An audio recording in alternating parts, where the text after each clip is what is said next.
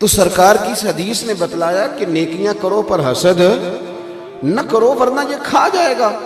حسد کرتے ہیں لوگ، حسد نہ کریں زندگی میں، یہ آپ کے دل کو جلائے گا، یہ آپ کو تکلیف دے گا۔ اور اعلیٰ حضرت بریلوی رحمۃ اللہ علیہ کا تو ایک جملہ اس عنوان پر بڑا ہی شاندار ہے۔ میرے اعلیٰ حضرت فرماتے ہیں حسد کرنے والا بندے پر اعتراض نہیں کرتا، وہ تو رب کی تقسیم پر اعتراض کرتا ہے، اللہ کی تقسیم پر اعتراض کرتا ہے کہ اسے کو دیا مجھے دینا چاہیے تھا۔ حسد نہ کریں، رشک کریں، رشک کریں زندگی میں۔ آپ اللہ کے حضور دعا کریں، یا اللہ کیا شان ہے تیری، اس کو دیا ہے، میں بھی تو تیرا بندہ ہوں، مجھے بھی عطا فرما۔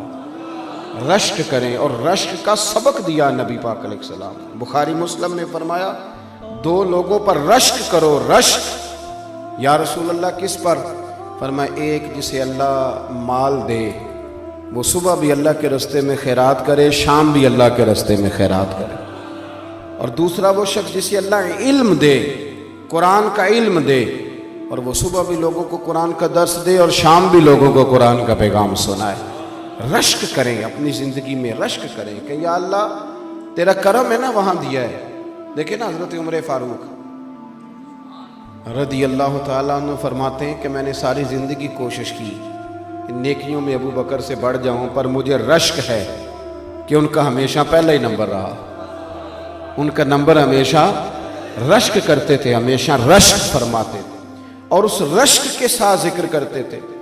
کسی نے آپ سے پوچھا، عارف رومی علیہ رحمہ اس کو لکھتے ہیں، کسی نے پوچھا حضرت عمر سے کہ آپ کہتے ہیں کہ میں آدھا مال، ویسے آدھا مال بھی لے کے آنا بڑا مشکل کام ہے، کہ 2.5 زکوٰۃ دینی پڑتی ہے نا رمضان میں، تو 15 مفتیوں سے لوگ فتویٰ پوچھتے ہیں۔ ہاں جی، یہ بھی کہتے ہیں کہ تھوڑے سے میں نے پیسے بھی دینے ہیں، ابھی فلانا بھی مسئلہ ہے، 15 لوگوں سے مسئلہ، آپ ناراض نہ ہونا، میری چھوٹی سی رائے یہ ہے کہ زیادہ مسئلے پوچھتے اس لیے کہ کوئی گنجائش نکل آئے، ورنہ بات تو ایک ہی ہوتی ہے جو سب بزرگوں نے بتانی ہوتی ہے، پوچھتے رہتے ہیں تفصیلات میں۔ 50% دینا خاصا مشکل کام ہے، لیکن حضرت عمر کہتے ہیں میں لایا تھا 50%۔ توجہ ہے میری بات پر؟ حضرت ابی بن کعب نے کہا تھا حضور میں نے سارے پیسے اللہ کے راستے میں خیرات کرنے ہیں، تو سرکار نے فرمایا نہیں، چوتھا حصہ دو۔ حضرت ابو لبابہ نے بھی عرض کیا تھا حضور سارے دینے ہیں، فرمایا نہیں، چوتھا حصہ دو۔ ہاں، ایک ابو بکر صدیق ہیں جو سارے لے کے آئے تو میرے رسول نے سارے ہی قبول فرمائے۔ تو حضرت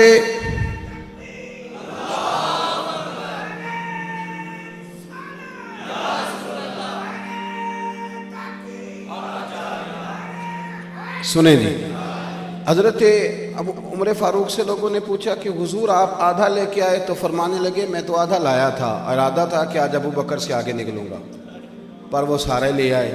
لیکن فرماتے ہیں کہ جو سوالات حضور نے پوچھے وہی بڑے قابل رشک تھے، جو سوالات پوچھے وہی قابل رشک تھے۔ اور فرماتے ہیں سوالوں میں بڑا فرق تھا۔ مجھ سے حضور نے پوچھا کیا لے کے آئے ہو، آپ نے غور کرنا ہے میری بات پر، کیا لے کے آئے ہو؟ تو میں نے کہا حضور آدھا لے آیا ہوں۔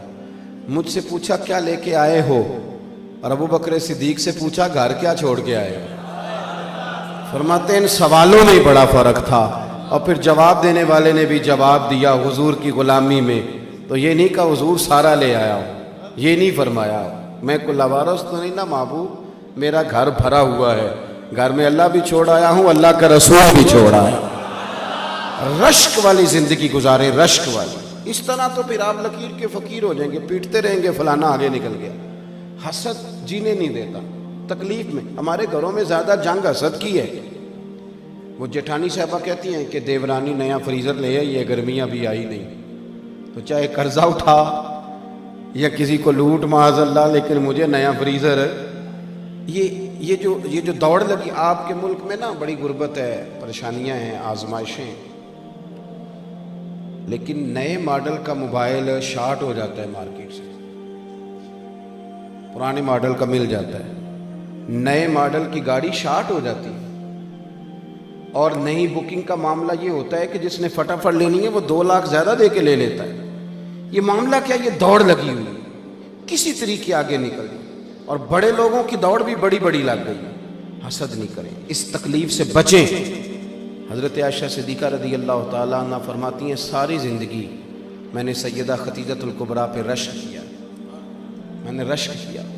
آپ فرماتی ہیں کنز العمال میں روایت موجود ہے، فرماتی ہیں ایک بوڑھی عورت دوپہر کو آ گئی تھی، وہ سرکار کے آرام کا وقت تھا تو صحابہ نہیں آیا کرتے تھے، لیکن وہ بوڑھی آ گئی، اور جب وہ بوڑھی نے دروازے پہ دستک دی، پوچھا گیا کون ہے، اور جب وہ بولی تو حضور جلدی سے اٹھے چارپائی سے، سرکار نے اسے بٹھایا، کھانا کھلایا، اور کہتی ہیں وہ باتیں کرتی تو حضور گہری سوچ میں چلے جاتے، کبھی مسکراتے کبھی رو بھی دیتے۔ بڑے لوگوں کو حضور وقت دیتے تھے پر اسے انفرادی وقت دیا، اور جب وہ جانے لگی تو حضور نے تحفے بھی دیے۔ وہ خاتون چلی گئی تو میں نے عرض کی حضور یہ کون تھی؟ بڑے لوگ آتے ہیں پر آپ نے کوئی بڑا ہی اعزاز دیا یا رسول اللہ، اور بڑا میں نے انفرادی رنگ دیکھا ہے۔ کہتے ہیں سرکار خاموش ہو گئے، پھر حضور کی آنکھوں میں آنسو چمکے، اور سرکار فرمانے لگے عائشہ یہ میری پہلی زوجہ سیدہ خدیجہ الکبریٰ کی سہیلی تھی، یہ جو خدیجہ جب ہم مکے میں رہتے تھے تو یہ آیا کرتی تھی، خدیجہ اسے کھانا کھلاتی تھی، اس کی باتیں سنتی تھی، اسے وقت دیتی تھی، اسے تحفے دیتی تھی۔ آج جب یہ دوبارہ آئی ہیں تو وہ ساری یادیں تازہ ہو گئی۔ جناب عائشہ صدیقہ رشک سے بیان کرتی، تھوڑا تھوڑا نکلیں اس دور سے۔ آپ یقین کریں کہ بہت بڑے آدمی سے کبھی بڑا چھوٹا جملہ سننے کو مل جاتا ہے، اور پس منظر دیکھتے ہیں تو کمزور بات نکل آتی ہے۔ ایسا نہ کریں۔ اس حسد کا نقصان یہ ہوا ہے کہ معاشرے کے اندر ہمارے بچے سمجھنے لگے کہ شاید ہم چوروں کے بیچ رہتے ہیں، ڈاکوؤں کے بیچ رہتے ہیں، کوئی شخص یہاں ٹھیک نہیں۔ آپ کسی کا نام لے دیں کسی بچے کے سامنے، سیاستدان کا، لیڈر کا، فوراً اس کو تربیت دی جاتی ہے، چور ہیں سارے، چھوڑ مجھے جی فلاں پیر صاحب بڑے اچھے، وہ دکاندار ہیں سارے، وہ فلاں علامہ صاحب نے کل بڑی عمدہ بات، چھوڑ تو مولویوں نے روٹی روزی کا نظام بنایا۔ ہم نے بچوں کا یہ مزاج بنا دیا ہے۔ وہ ہلکا سا جو حسد تھا اس کو اتنا بڑھا کے بیان کیا کہ کوئی شخص اچھا رہا ہی نہیں۔ میں ملک سے باہر تھا تو ایک صاحب مجھے کہنے لگے پاکستان کا بڑا برا حال ہے، دینی حلقوں کا، غیر دینی حلقوں کا۔ میں نے کہا یہاں بیٹھے ہیں آپ کو کیا پتا ہو؟ کہنے لگے جی کیا کر رہے ہیں مدارس؟ میں نے کہا سنو، رمضان المبارک میں مسجدیں تھوڑی ہوتی ہیں، حافظ زیادہ ہوتے ہیں، حافظوں کو جگہ نہیں ملتی، مدارس کوئی کام نہیں کر رہے۔ طریقت میں ٹھیک ہے بڑی پریشانیاں آئی ہیں، لیکن اللہ کے فضل سے اب بھی ڈھیروں مرید ایسے ہوتے ہیں جن کی داڑھی سنت کے مطابق ہوتی ہے، جن کی پیشانیاں سجدوں کی لذت سے آشنا ہوتی ہیں۔ تو وہ شیخ ایسا ہے جو لوگوں کو ذکر و درود کی عادت ڈال رہا ہے تو یہ رنگ چڑھا ہوا ہے نا۔ اور جہاں تک عوام کی بات ہے تو یہ زلزلہ آیا، سیلاب آیا، تو ہم نے دیکھا 30 سال ہو گئے جس بوڑھی کی شادی کو، اس نے جہیز کی رضائی نہیں نکالی تھی، پر اس نے بھی نکال کے دے دی، کہنے لگی اب وقت آیا ہے، میں زلزلہ والوں کو دینا چاہتی ہوں۔ میرے بھائی جس بچی نے خود مشین پر بیٹھ کر جہیز بنایا تھا، اس نے بھی اپنی ابا سے کہا کہ میں 3 کپڑوں میں چلی جاؤں گی لیکن یہ زلزلہ زدگان کو دے دو۔ ملت کے جوان جنہیں تم برا کہتے ہو، ایک بوڑھے کو 1 بوتل خون کی ضرورت ہوتی ہے تو 13 نوجوان سڑک پہ کھڑے ہوتے ہیں کہ ہم حاضر ہیں، اور پھر آپ کو کیا ضرورت ہے یہ کہنے کی کہ یہ وطن کسی چور کا اور کسی ڈاکو کا ہے؟ یہ وطن کسی چور کا نہیں، کسی ڈاکو کا نہیں، کسی سیاستدان کا نہیں، یہ وطن داتا علی اجمیری کا ہے، یہ بابا فرید الدین مسعود گنج شکر کا ہے۔ کیوں آپ کچی پکی باتیں کرتے ہیں؟ آپ اپنی زبان پر تعریف لائیں تو صحیح، آپ بات کریں تو صحیح، مزاج نہیں۔ میں چلا گیا، یہ صحابے کے پاس قبر ہے شہاب الدین غوری کی، پتہ ہے آپ کو؟ اللہ کرے آپ کو پتہ چل جائے، آمین تو کہہ دیں، کیونکہ ان کا عرس نہیں نہ ہوتا، وہ سجادہ نشین کوئی نہیں اور گلہ شلہ کوئی نہیں، الا ماشاءاللہ، ورنہ بات بڑی بن جاتی، فوٹو پہ فوٹو لگی ہوئی ہوتی۔ شہاب الدین غوری، کسی نے پوچھا کہاں رہتے ہو تو کہنے لگے گھوڑے کی پشت پہ۔ بہت بڑے صوفی کا نام لے رہا ہوں میں، اور یہ آپ جا کے دیکھیں، یہ ان کا مزار اسی بندے نے بنایا جس نے آپ کو ایٹمی طاقت بھی بنایا ہے، اور وہ کتاب کھولنے کی ضرورت نہیں، ان کے مزار پہ لکھا ہے کہ یہ قبر ڈاکٹر عبد القدیر خان نے بنوائی ہے، اور بڑا شاندار مقبرہ بنوایا ہے۔ اور شہاب الدین غوری کی قبر پہ جو سب سے پہلا لفظ لکھا ہے وہ یہ لکھا ہے کہ منظور نظر خواجہ معین الدین چشتی اجمیری، پہلا لفظ لکھا ہے، کیونکہ ہمارا مزاج نہیں۔